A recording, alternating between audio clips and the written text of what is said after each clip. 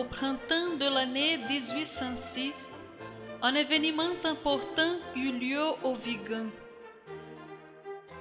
Les noces du vicomte Henri Daudet d'Alzon avec sa jeune cousine Jeanne Clémentine de Faventines. Ce n'est qu'après 4 ans de mariage que le jeune couple, soutenu par la prière, accueillera avec grande joie leur premier enfant, l'héritier tant attendu et désiré. Emmanuel d'Alzon est né au Vigan, sud de la France, le 30 août 1810.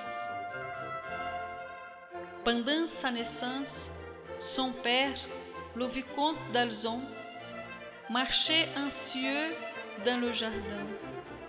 Son cœur battait impatient et inquiet. Il disait son chapelet pendant que dans la chambre du premier étage, son épouse mettait au monde un fils.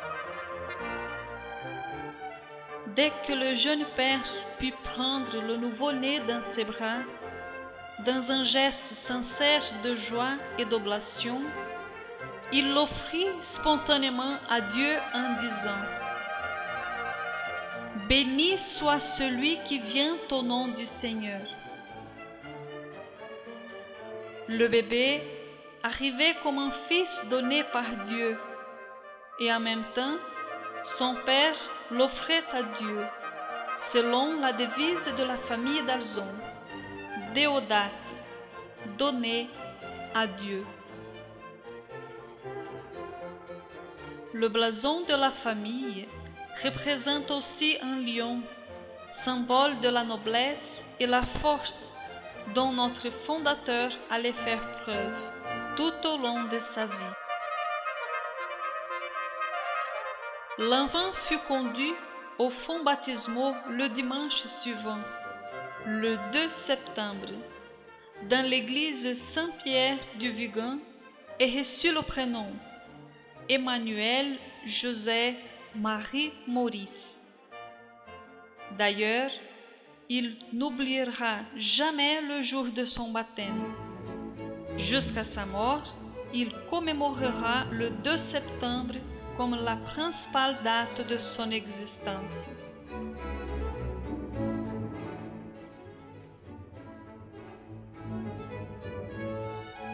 Après la naissance d'Emmanuel, vinrent dans cette famille bien unie et chrétienne 3 autres enfants: Augustine, Jules et Marie-Françoise. Jules, cependant, ne vécut que 2 ans. Emmanuel avait des liens d'amitié très profonds avec sa sœur Augustine, restée célibataire, et Marie-Françoise s'est mariée.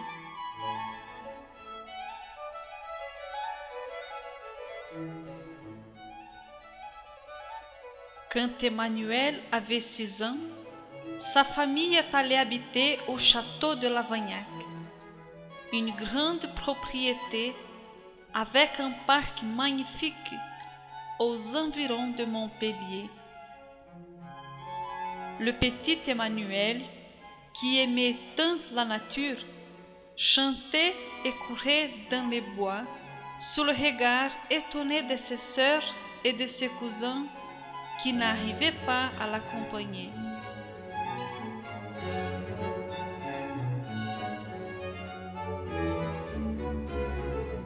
Quand vint le moment des premières études, les enfants furent confiés à l'abbé Bonnet.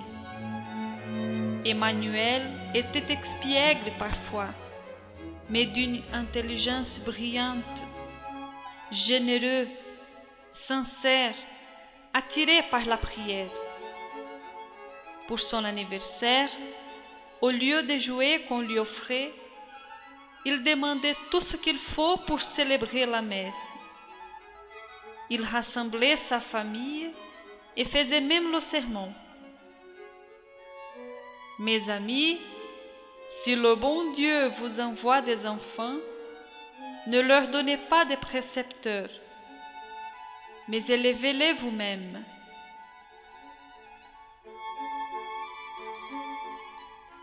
Dans les jardins de Lavagnac se trouvait une chapelle dans laquelle la famille et les employés se réunissaient pour prier.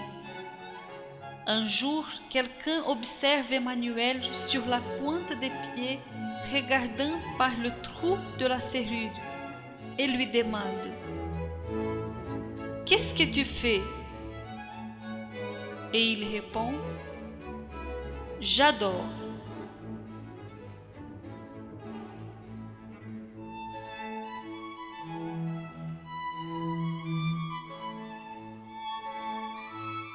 En mai 1822, le père d'Emmanuel, Henri d'Alzon, fut élu député. Et l'année suivante, la famille décide d'aller vivre à Paris, où les enfants pourraient étudier plus facilement. Emmanuel a alors 12 ans. L'enfant rêvait du sacerdoce. Adolescent, ses rêves changent. Ce qui lui plaisait, c'était de prendre soin de son fusil de chasse et de ses livres. Il commence à étudier au collège Saint-Louis, puis fréquente le collège Stanislas. À la même époque, il participe du catéchisme à l'église Saint-Thomas d'Aquin. Mais c'est dans l'église Saint-Sulpice que le 1er juillet 1824, il fait sa première communion et une semaine plus tard, il reçoit la confirmation.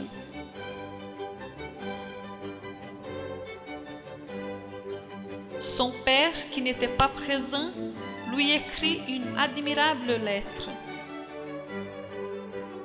Puisses-tu ne jamais oublier, mon cher Emmanuel, les engagements solennels que tu vas prendre avec le bon Dieu.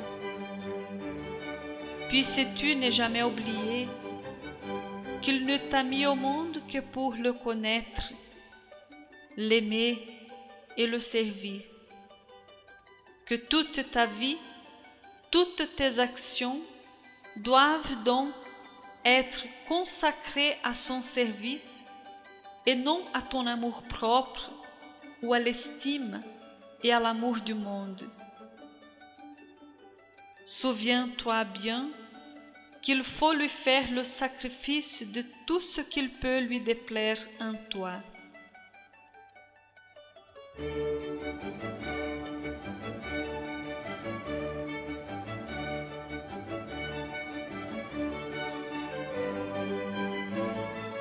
Emmanuel continue ses études, mais il commence à penser à son avenir.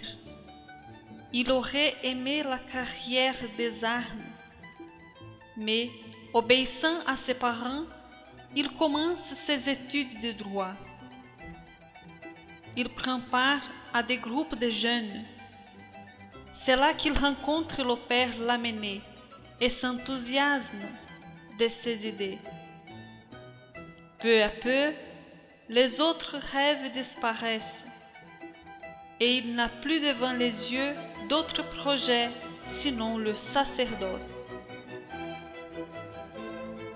En 1830, à cause de la Révolution, son père abandonne la politique et toute la famille retourne à Lavagnac. Il y mène une vie d'études et de recueillement. Sa vocation s'affermit. Il a 22 ans. Il est riche et séduisant, unique garçon de la famille. Mais ses parents sont si bons chrétiens qu'ils ne mettent que peu d'obstacles à sa vocation. Pour ne pas les attrister, il décide de partir en cachette pour le grand séminaire de Montpellier. Et c'est le 14 mars 1832 qu'il y commence sa préparation au sacerdoce. Il perçoit vite que les études n'y sont pas satisfaisantes et, d'accord avec ses parents, décide de continuer sa théologie à Rome, où il arrive le 20 novembre 1833.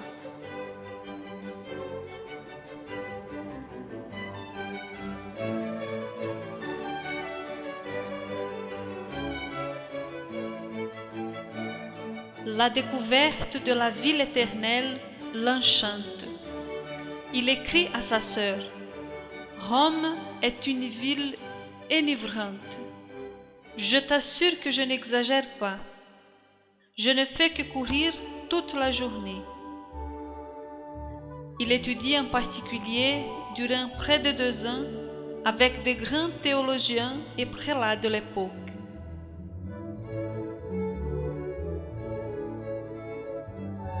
À la veille de recevoir les ordres majeurs, en 1834, à la demande du pape, il dut signer une formule d'adhésion aux encycliques qui condamnaient son ami Lamennais. Plus tard, durant la retraite qui le préparait à son ordination sacerdotale, il écrivait: « Je me souviendrai toute ma vie d'avoir une confiance sans borne envers Jésus, surtout dans les moments les plus terribles de la vie. »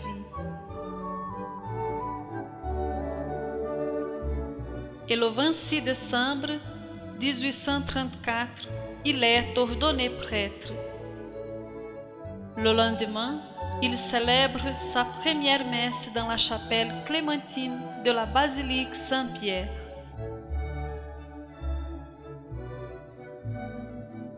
Beaucoup de régions aimeraient recevoir le jeune père Emmanuel d'Alzon, mais à la demande de l'évêque de son diocèse natal, il choisit Nîmes, où il arrive en 1835. Il se livre totalement au service de cette ville et de l'église locale. Il en sera le vicaire général durant presque toute sa vie. En 1838, son ami le père Combalot lui présente une jeune fille, Eugénie Miéré, dont il sera le directeur spirituel et qui deviendra la fondatrice des religieuses de l'Assomption. Entre eux commence une grande amitié qui durera jusqu'à la fin de leur vie. Le père Emmanuel d'Alzon est un orateur remarquable. Il attire les foules. Son activité est débordante. Il réunit les jeunes, lutte contre la pauvreté, donne un abri aux prostituées, veut convertir les protestants et lutte de toutes ses forces pour l'avènement du règne. Il recommande la dévotion au Saint-Sacrement et à la Sainte Vierge.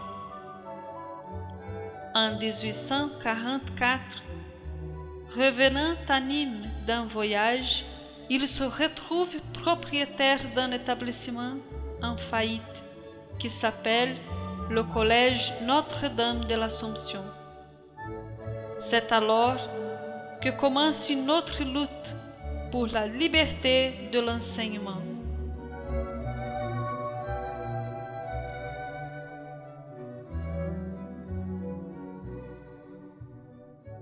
Le père d'Alzon veut faire revivre ce collège et compte sur l'appui d'un prêtre, le père Tissot, et de 2 de ses amis universitaires, Germain Durand et Jules Monnier.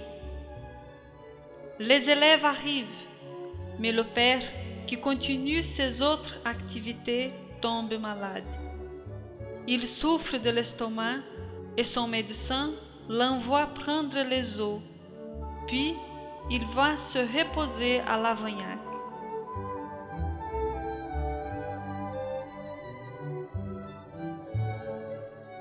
À cette époque, son beau-frère de Ségur est gravement malade. Il va le visiter en Italie. Un jour qu'il célébrait la messe dans le sanctuaire de la Consolata, il se sent poussé à faire un vœu d'humilité sacerdotale, c'est-à-dire de ne jamais accepter la dignité épiscopale, si ce n'est par l'ordre formel du pape. Il eut alors une inspiration soudaine qu'il traduit en écrivant à Mère Marie-Eugénie. Une idée que j'avais eue autrefois et qui n'était plus qu'à l'état de souvenir m'est revenue plus forte que jamais. C'est de me consacrer à me former une communauté religieuse.